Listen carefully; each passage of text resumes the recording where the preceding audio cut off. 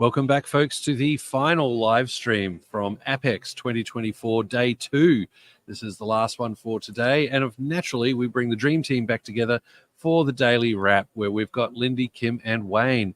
Lindy, throw to you first to kick it all off. Oh, yes. Just before we do, though. Yes, you've forgotten an important message. And I'm even holding the paperwork in my hand. But yes, like all the other live streams you've heard from this event, it has been brought to you by Burkert, where innovation meets inspiration. Whether it's optimizing processes, enhancing sustainability, or simply delving into the fascinating world of fluid dynamics, Burkert is your trusted partner every step of the way. And we're very happy that they're helping us out by bringing these live streams to you. So let's throw back to Lindy to kick things off once again. Take two. Okay, well, what another big day it has been. Right now, we're looking forward to going to attend the APMA Awards of Excellence tonight, the gala dinner.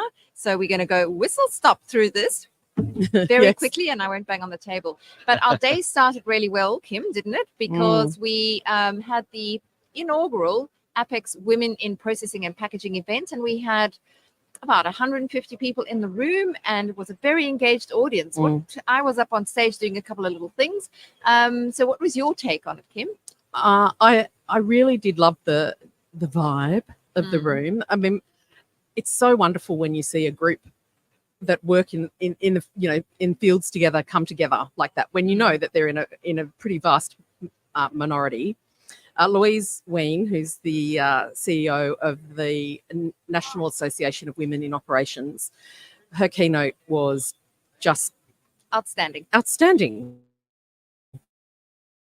She provides information that can kind of sometimes enrage you in terms of what it reveals, but at the same time, she really empowers you with things that you can do, but also a sense of hope that that change is underway.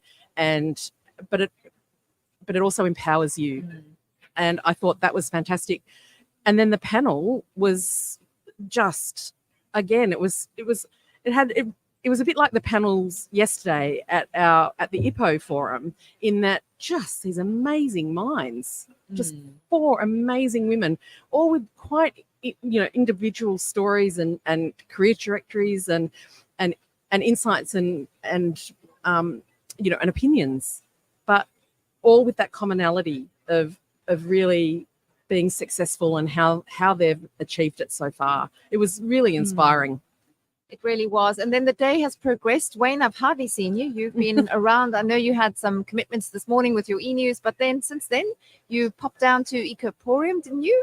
I did. Kelly Northwood was speaking there from the Visual Media Association on the benefits of fibre. She was really speaking fibre as an eco-friendly, sustainable, proven media material technology to be used. Okay, and what else have you been up to? Well, fascinatingly, we look around the show and look at the companies, and if you looked at the show 20 years ago, with some quite different companies that weren't here, and 20 years before that, I talked to James from Fibre King, James Windsor. His company is 98 years old. 2 years' time, it will celebrate 100 years. Australian company, big announcement here, of course, bought PackSmart, enabling to go a bit further up the line with their solutions. But his father, so James is the great-grandson of the founder. So James's father, the grandson of the founder, is writing a book on the history of Fibre King, which will be fascinating, not just because it won't obviously just be about Fibre King. It'll be a kind of traverse through the history of Australian business and Australian manufacturing. That's due to come out in 2026 when the company celebrates its 100th year. So I think we'll all look forward to reading that. Yeah, so there are some very interesting stories here about coming from those original equipment manufacturers, those people who have got who have founded businesses. So I was over on the HMPS stand, and they've had a great show so far. They've already sold 4 machines, but it is now called HMPS ProPack because they bought a business and which has become ProPack Industrial, which is a really successful business, and they've got a lot of machines now also in the US and other countries. So that's an example of a good local manufacturing story. And then there are other people I spoke to today were Result Packaging, and actually it's now called Result Group. And over on their stand, they had lots of international equipment. So they represent Perma and they represent Leibinger. So they had the full end-to-end traceability solution available on their stand, plus their sustainability corner, which they were focusing on. Sustainability still seems to be it's the buzzword in all these things. But we also had John Broadbent, who is from Realize Potential, an industry 4.0 specialist, and he popped onto the stand and had a chat with us on the podcast earlier. And he was just saying how he is absolutely so impressed by the technology that's on this trade floor. And I think you can also agree. You've been around to doing some videos yourself, Kim. Yeah, and it was one of the things that came across when I was at Linko Food Systems. Sorry, it's the end of the day. But I was at Linko, and they had one of the sales directors. Well, actually, they had a whole team out from Italy with the APPEX. That's it. Park. Yes.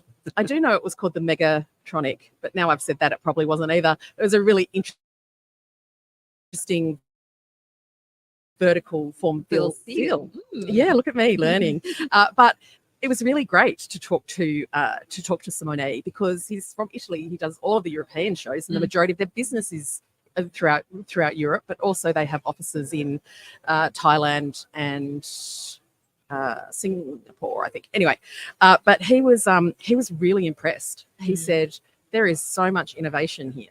Like, it's really impressive. And today we've had a much busier day. I think you would have noticed, Wayne. Lots more foot traffic. Lots more people. Everyone I've spoken to has been impressed. James Windsor with the size of the show. Also impressed with, as you say, Kim, with the technology that's coming in. I was on the Matthews stand.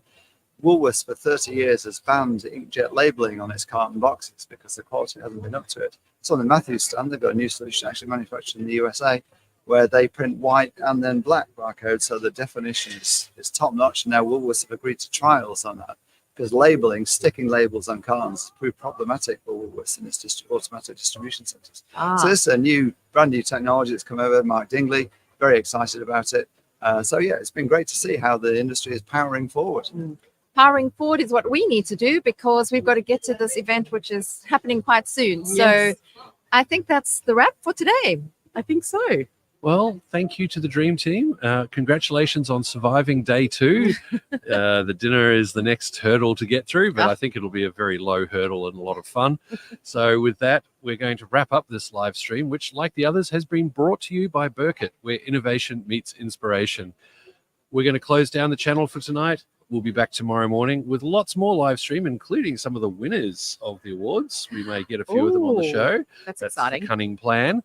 So tune in tomorrow to this channel. But for now, enjoy the rest of the day. Have a great night, and we'll do the same.